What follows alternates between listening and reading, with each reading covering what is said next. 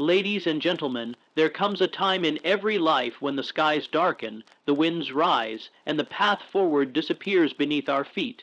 These are the testing times, when circumstances seem to conspire against us, when defeat whispers in our ears, and hope appears a distant star. But I tell you this, within every adversity lies the seed of an equal or greater benefit.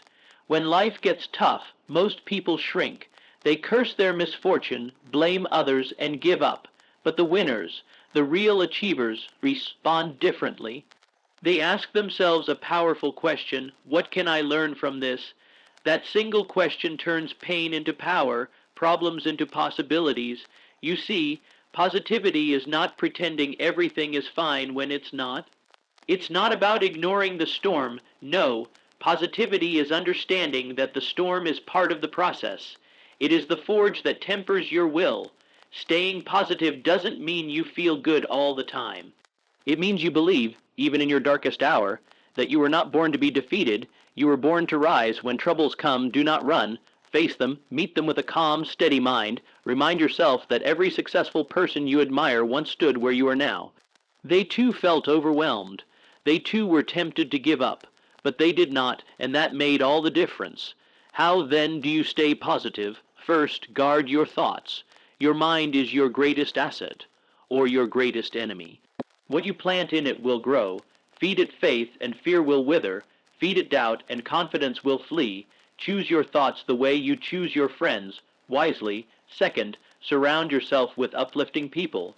Misery loves company, but so does success.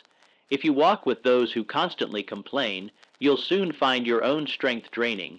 But walk with those who believe in growth, who see opportunity in difficulty, and your spirit will rise. Third, take action. Action is the cure for fear. When you move, even if only a little, you send a message to your mind that you are not powerless. You become the captain of your soul, not a prisoner of your pain. Lastly, hold on to a definite purpose. When you know why you're here, when your mission is clear, obstacles become detours, not dead ends. A strong purpose gives pain a reason. It gives struggle a direction. So I say to you, the tougher life gets, the greater your chance to grow. Do not shrink from hardship. Embrace it. Rise to meet it. For the very challenge that seems designed to break you may, in truth, be building the strongest part of who you are. Stay positive, stay determined, and never forget, tough times don't last, but tough people do. Thank you.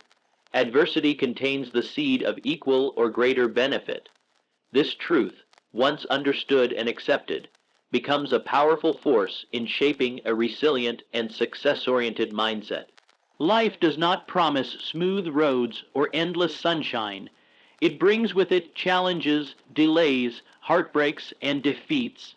But in every difficulty lies an opportunity, a hidden gift that can only be uncovered by those who choose to look beyond the surface of hardship and search for meaning, strength, and direction. When adversity strikes, the natural response is often fear, frustration, or even hopelessness. People see failure as the end rather than a stepping stone. They perceive rejection as a signal to stop rather than a redirection. But what separates those who succeed from those who quit is the ability to reframe the problem, to look at what has happened and ask, what advantage lies buried within this experience? Every person who has achieved anything of significance has encountered adversity. It is not a coincidence. It is a requirement. Adversity is the training ground for greatness. It is the fire through which character is forged, vision is sharpened, and determination is solidified. Those who view adversity as a curse are robbed of its hidden riches. Those who embrace it as a teacher unlock its treasures. History offers countless examples of individuals who turned misfortune into a turning point. Great discoveries have been made through failed experiments. Great businesses have been born in times of economic collapse. Great personal transformations have occurred in the aftermath of tragedy. The seed of benefit is not always obvious. It often comes disguised in pain, loss, or delay. But with persistence, reflection, and the right attitude, the lesson or opportunity emerges. When facing adversity, it is crucial to understand that it is not the event itself that defines your destiny, it is your response to it. Two people can face the same loss. One becomes bitter, the other becomes better. Two entrepreneurs can suffer the same financial blow. One gives up, the other reinvents and rises higher than before. The difference lies not in external circumstances, but in internal perspective. The seed of benefit may come in the form of a new skill learned during hardship, a relationship strengthened through struggle, a discovery made out of desperation, or a deeper sense of self found in silence and solitude. Sometimes adversity strips away what is unnecessary, revealing what truly matters. Sometimes it forces change that we resisted, only to realize later that it was exactly what we needed. This seed, however, does not grow automatically. Like any seed, it must be nurtured. It must be recognized, believed in, and acted upon. You must be willing to look beyond the pain and ask, what is this trying to teach me? What strength can I develop because of this? What opportunity might this lead to? This is not naive optimism. It is practical, disciplined thinking. It is the mindset that keeps a person moving forward while others freeze or retreat. Adversity also introduces us to ourselves. It shows us what we're made of. It strips away the illusion of control and exposes the foundation upon which we stand. In that exposure, we can find either fear or faith. If we choose faith, we gain the power to see further than the immediate problem. We begin to understand that every setback carries with it a lesson tailored for our growth. This perspective is not developed in moments of comfort. It is cultivated by those who make a habit of learning from difficulty. It requires mental discipline to reject defeat, to look beyond what is seen, and to seek the benefit hidden in the burden. Over time, this approach becomes instinctive, and a person who lives by this principle becomes nearly unstoppable. To those who can see adversity not as a wall, but as a gate, life opens new dimensions. Each challenge becomes a message, each loss a reshaping, each obstacle a proving ground. This does not mean the pain disappears, or that we pretend hardship is easy. It means we no longer fight the reality of challenge, but rather work with it to extract its value. The benefit is always there. The seed is always present. It waits only for the prepared mind to recognize it and the committed heart to cultivate it. Positivity is belief, not denial. It is not a blind ignoring of hardship, nor is it a mask worn to cover the pain and difficulties of life. True positivity is grounded in reality. It acknowledges the presence of struggle, but chooses to believe in the power to overcome it. It is not about pretending that everything is fine when it clearly is not. Rather, it is the decision to remain anchored in faith, strength, and purpose, even while walking through the storm. There is a great misconception that being positive means being cheerful all the time, always smiling, and always speaking in affirmations. This is a shallow version of positivity. The real essence of staying positive lies in a quiet inner conviction, a belief that no matter how dark the moment may seem, it is not final. It is the belief that you are not defeated simply because you are down. It is the belief that circumstances, no matter how severe, do not have the power to control your spirit unless you allow them to. Positivity begins in the mind. Every thought carries with it the seed of either growth or decay. When faced with difficulty, a person has two choices: to dwell on the limitation or to focus on the possibility. This is not an easy choice, especially when the evidence around you screams that you should give up. But the person who understands the true nature of positivity knows that belief itself has power. Belief shapes perception, and perception shapes action. What you believe to be possible in the face of challenge determines how you respond, how long you persist, and whether you emerge stronger or defeated. It is important to realize that positivity does not eliminate pain. It does not remove fear or magically dissolve problems. What it does is provide a framework for how to interpret and engage with those experiences. A person who believes in their ability to overcome is not spared hardship, but they are sustained through it. They do not collapse under pressure because they carry within themselves a quiet confidence that better days are ahead, not because they hope blindly, but because they trust their inner capacity to adapt, endure, and rise. This kind of belief must be cultivated. It is not given at birth. It is built through repeated choices in the face of discomfort. Every time a person chooses to look for a solution rather than surrender to the problem, that belief grows stronger. Every time they stand back up after falling, they reinforce the idea that they are capable of moving forward. Over time, this internal belief becomes a solid foundation, one that cannot be shaken by temporary defeats or external criticism. Positivity rooted in belief also creates clarity. When a person is overwhelmed by fear and doubt, their thinking becomes clouded. They begin to see only what is wrong, only what is lacking, only what might go wrong next. But when a person believes that progress is still possible, even if it is slow or difficult, they begin to see pathways forward. Their mind becomes a tool for creation, not destruction. They seek opportunities rather than excuses. They focus on effort rather than outcome. This shift in focus changes everything because action taken in belief is far more powerful than action taken in desperation. Another key aspect of true positivity is resilience. A positive person is not someone who avoids falling, but someone who refuses to stay down. Their belief in growth, in renewal, in redemption keeps them moving even when progress is invisible. They do not need proof to keep going because belief itself is their proof. This kind of mental resilience is what allows people to go further than they ever imagined, to accomplish things others once said were impossible, to keep their dignity and vision intact even in the darkest seasons. There is also a contagious nature to genuine positivity. When a person truly believes in possibility, others around them are influenced by that conviction. They become a source of strength, a calming presence, a reminder that setbacks are not the end. This kind of belief is not loud or boastful. It does not shout from the rooftops.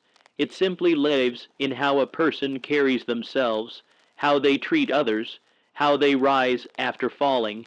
It is a quiet power that speaks through action. To live with this kind of positivity is to commit to belief over despair, focus over fear, and faith over frustration. It means understanding that pain may be present, but it does not have the final word. It means accepting the reality of a situation while refusing to let that reality define your destiny. Positivity is not about ignoring problems. It is about choosing to face them with courage, with belief, and with the deep understanding that what lies within you is always greater than what lies ahead of you. Guard your thoughts carefully. The mind is the most powerful tool you possess, and how you use it determines the quality of your life, especially during difficult times. Every outcome begins with a thought. Every belief, every decision, every emotion is rooted in what you allow to take root in your mind. When life becomes tough, the battle is not fought outside first. It is fought and either won or lost in the silent arena of your own thinking. Thoughts are like seeds. If you plant negative, fearful, or discouraging thoughts, you will harvest bitterness, anxiety, and defeat. But if you plant thoughts of hope, strength, and determination, your actions and results will reflect those qualities. The trouble is, most people do not deliberately choose their thoughts. They allow them to be shaped by their environment, by other people's opinions, by the headlines they read, and by past disappointments. They react instead of creating, and in doing so, they surrender control of their inner world. Guarding your thoughts means becoming the gatekeeper of your mind. It means paying attention to what you allow to dwell in your consciousness. It requires an awareness of the mental patterns that run through your head throughout the day. Do you talk to yourself with faith or with fear?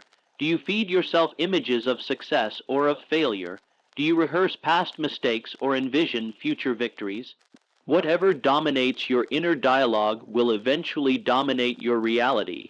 In times of adversity, the untrained mind tends to spiral into worst-case scenarios. It exaggerates fears, magnifies weaknesses, and predicts disaster. If you are not actively watching over your thoughts, you will begin to believe these mental projections as truth. You will start to act as if they are inevitable. This is how people lose before they even begin. They defeat themselves in their own minds long before any real obstacle appears. To guard your thoughts, you must begin with awareness. Start by observing your inner voice. Listen to what it says when you encounter delay, rejection, or failure. Does it attack you, accuse you, and diminish your worth? Or does it support you, remind you of your strength, and encourage you to try again? You may not be able to stop every negative thought from arising, but you can refuse to entertain it. You can replace it with something empowering. You can speak to yourself with intention rather than allowing random noise to run the show. Discipline is required.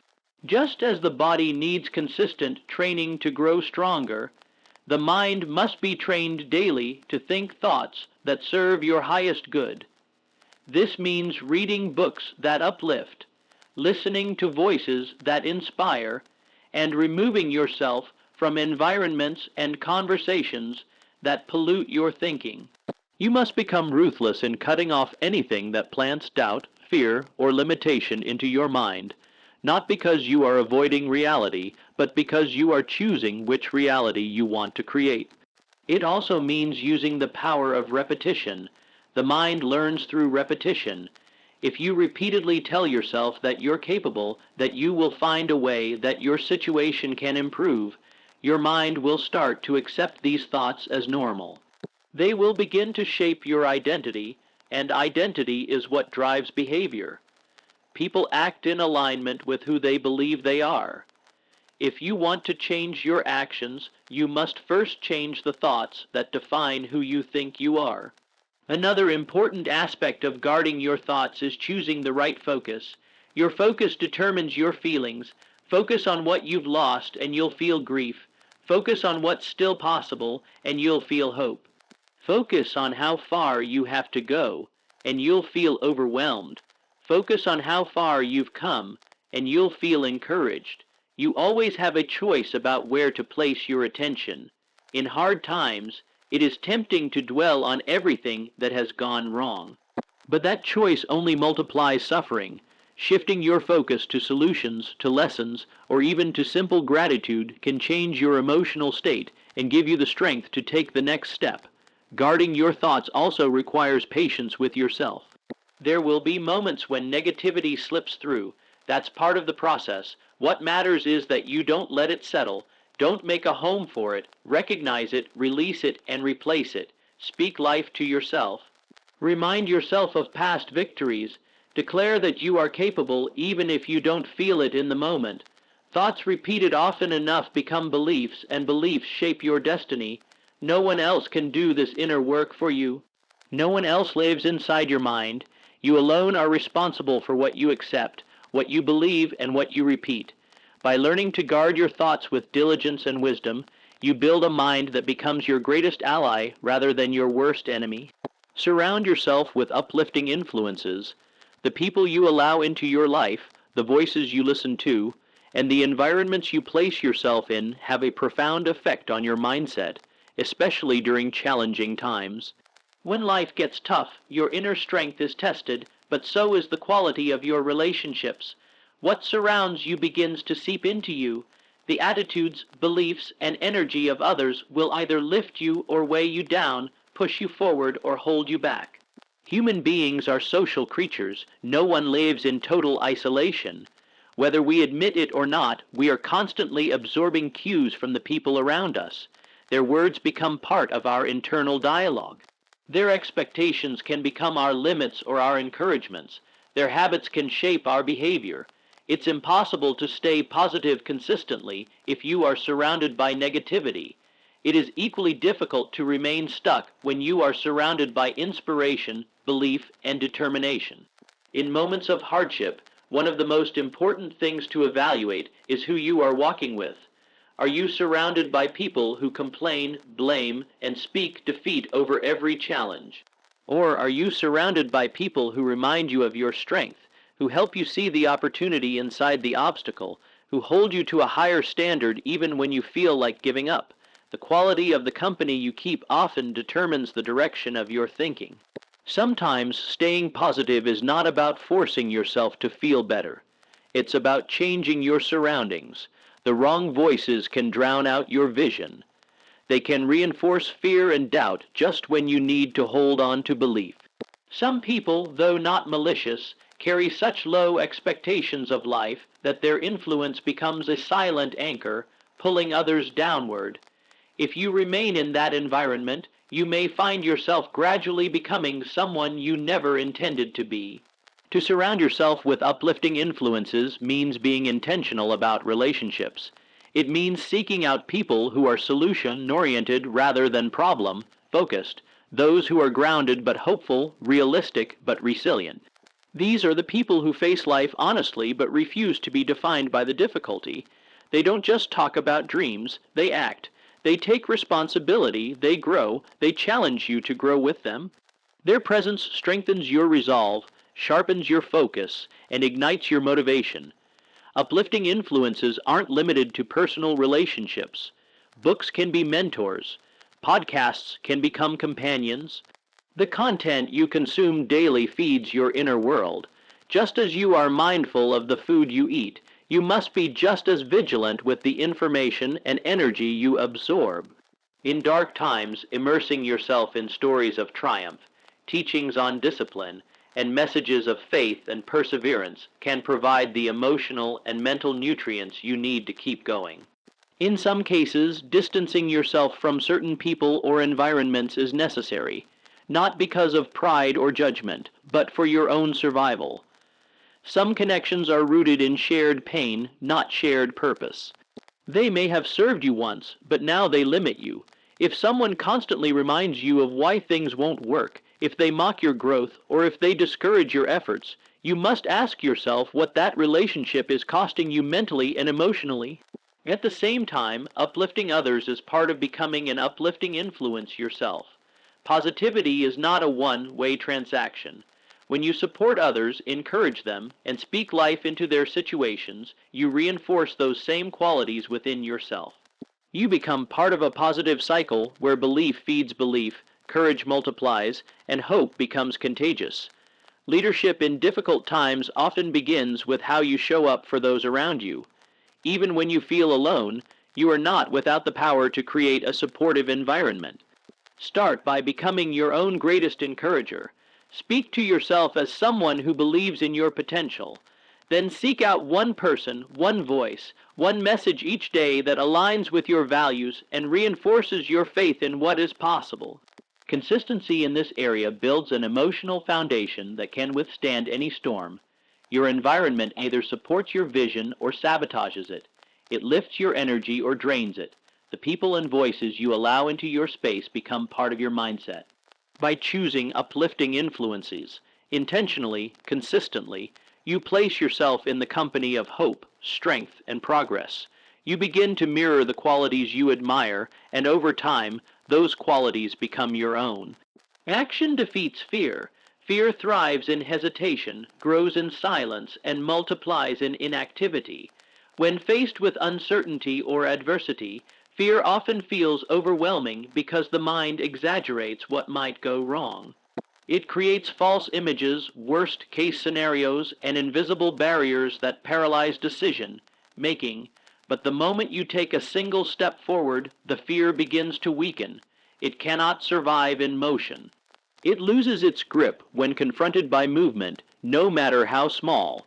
The mind has a tendency to overanalyze, especially in stressful situations. It replays past failures, predicts new ones, and creates an endless loop of questions without answers. This loop becomes a mental prison. You feel trapped, unable to think your way out because the more you think, the deeper you sink into anxiety. But the breakthrough does not come through more thinking. It comes through doing. Taking action interrupts the cycle. It creates momentum. It gives the mind something to work with beyond theory or fear. Action does not require full clarity. In fact, waiting for perfect clarity often becomes an excuse for delay. Most successful outcomes began with incomplete information, limited resources, and uncertain circumstances. The difference is that someone moved anyway, they made the call, they took the first step, they tried, adjusted, and tried again. Each action brought new feedback, new clarity, and new strength. Movement reveals what standing still cannot. There is power in simply starting. Starting does not mean finishing. It does not mean you know every step ahead. It means you refuse to be frozen. You refuse to be held hostage by fear's imagination. Even the smallest act, a conversation, a decision, a plank and break, fear's momentum. In that break, your confidence starts to rebuild. Fear is not eliminated all at once. It is chipped away every time you move forward when you feel like retreating. Courage is not the absence of fear. It is the decision to act in spite of it. You will feel afraid. You will doubt yourself, but those feelings are not facts. They are signals that you are stepping into unknown territory, and the unknown is where growth happens. If everything were comfortable, there would be no need for courage, no development of inner strength. Fear marks the edge of your current self. Action pushes past that edge. The habit of action builds a reputation with yourself. Every time you act in the face of fear, you are sending a message to your subconscious mind: I can be trusted. I don't need to feel ready to begin. I can figure things out as I go. This internal trust becomes the foundation for resilience. You no longer need external validation to act. You become self-propelled. And this kind of person cannot be easily stopped, no matter the challenge. Fear also loses power when exposed to results. Much of what we fear never actually happens. And even when things go wrong, the experience often turns out to be manageable or even transformative. But unless action is taken, you never see those results. You stay stuck in assumption, worried about consequences that may never materialize. Action brings reality into view. It shows you what's actually there, not just what your fear imagines. Delaying action out of fear reinforces the fear itself. Each time you avoid something hard, it becomes harder to face the next time, but the opposite is also true. Each time you take action, the next step becomes easier. Confidence is not something you wait for. It is something you build. It is the result of accumulated acts of courage, not the cause. The more you do, the more capable you feel. The more capable you feel, the more you do. This cycle builds upward. There is also a discipline in refusing to let emotions dictate your movement. Fear wants to be in control. It wants to determine what you will and will not do. But by making a commitment to act regardless of emotion, you reclaim control. You decide that values, vision, and purpose, not feelings, will lead your choices, and when that decision is made, fear begins to shrink in significance. When you act, you reclaim power. You tell fear it no longer has permission to run your life. You stop waiting for the perfect moment and instead create progress with what you have. You embrace uncertainty not as a threat, but as a gateway, and with each step, you prove to yourself that action, more than anything else, is the cure for fear's illusions. Gratitude is a tool for transformation. In the midst of pain, loss, or uncertainty, it can feel counterintuitive to search for something to be thankful for. The mind naturally focuses on what is missing, what is wrong, or what has gone off course. But this is precisely when gratitude becomes most powerful, not as a denial of difficulty, but as a decision to see beyond it. It is a shift in focus that changes your relationship with the present moment. The human mind is drawn toward lack. It notices what isn't working. It rehearses problems and rehearses them again. Without direction, it becomes a magnet for negativity. Gratitude gives it direction. It is the deliberate practice of noticing what remains, what is still good, what still works, what has not been lost. It is not an illusion. It is an awakening to the parts of life that difficulty has tried to hide. In hardship, gratitude becomes a form of rebellion. It says, I will not allow the dark to make me blind to the light that still exists. Gratitude does not erase the pain. It does not solve every problem, but it changes the atmosphere of your inner world. It shifts the emotional tone from despair to appreciation, and that shift creates space for hope, clarity, and even joy. These are not luxuries, they are necessities for survival in tough times. When you lose the ability to see anything good, you begin to lose the motivation to move forward. Gratitude restores that vision. It brings to your attention the truth that not everything is broken. Practicing gratitude is not about listing cliches. It is about becoming present enough to see clearly. It's about noticing the sunrise even after a sleepless night. It's about being thankful for the breath in your lungs, the strength in your spine, the friend who still answers your calls, the lesson hidden in the loss.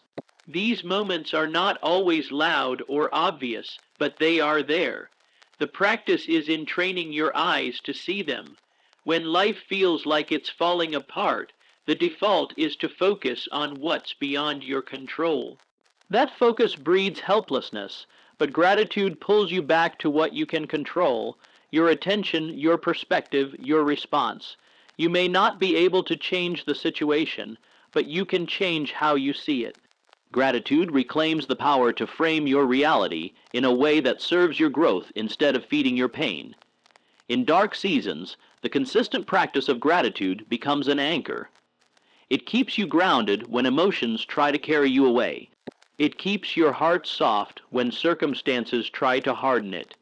It reminds you that life is not only made up of big victories or public achievements.